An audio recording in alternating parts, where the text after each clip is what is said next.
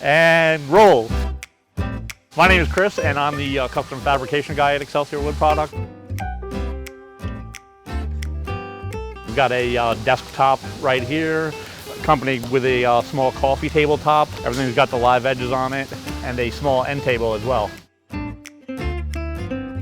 Additionally, we've got a split here in the middle, which we're stabilizing both through the uses of epoxy and some bow ties here. And I just gotta glue them and tap them into place there. And it's gonna really stabilize this thing and make that, give a lot of structural support. Basically, to take it from a slab to get it into anything kind of useful without putting any kind of base on it or anything, just chopping the slab up into what you need, getting everything flat and well sanded and stuff. You're looking at a good day and a half to 2 days, basically, is what I have into this right now. I've still got to run it through the wide belt and do some coatings and stuff. I've got a couple of offcuts here that I'm going to go through the sample process with. I'm going to apply some different stains and a couple different coatings and stuff.